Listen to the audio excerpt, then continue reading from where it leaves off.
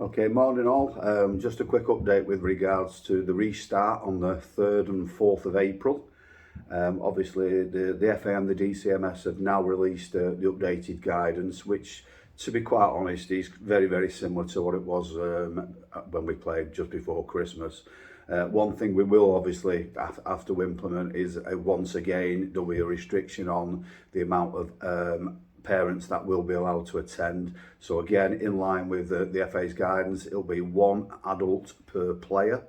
Obviously siblings were, that's siblings, we're not going to include that. We're more in line to think about the actual adults attending at this moment in time. Obviously, as soon as any of that's eased somewhat, then we'll feed that back to you.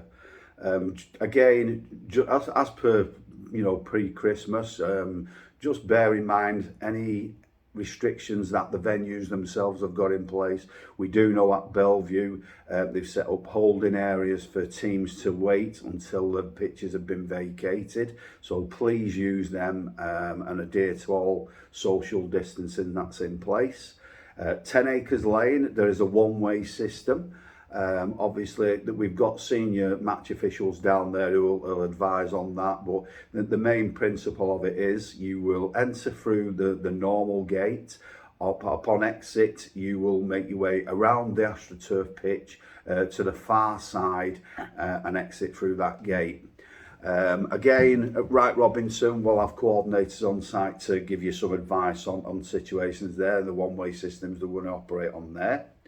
And the same goes for Oasis Academy. So just bear in mind, the main thing we can say to is just follow it. Regardless of what's going on at this moment in time, just follow the social distancing rules. If you don't feel comfortable at all attending due to the numbers there, then please don't go. Please don't go.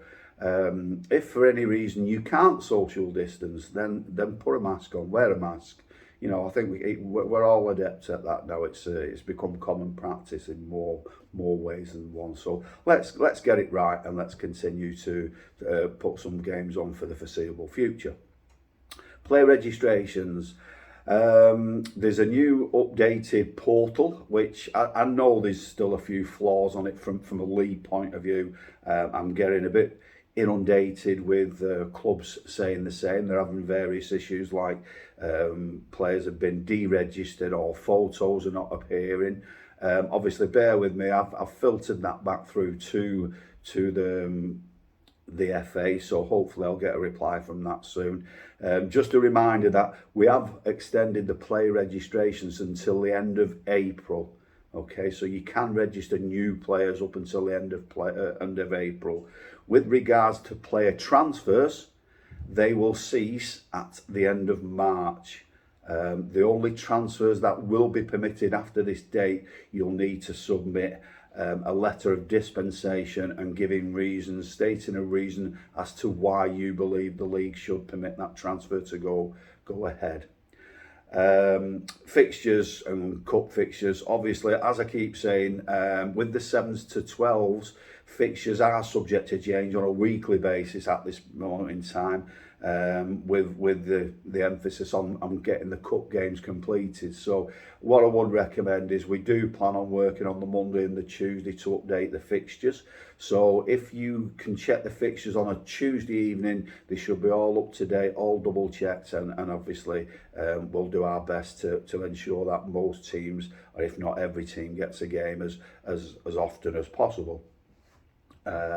Referees, obviously for the 11-a-side team, confirm your games with the referee at the earliest opportunity. A lot of you have got some night games.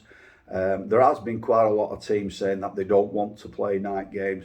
That's not an issue. As far as we're concerned, we're going to facilitate football for those that want to play the games.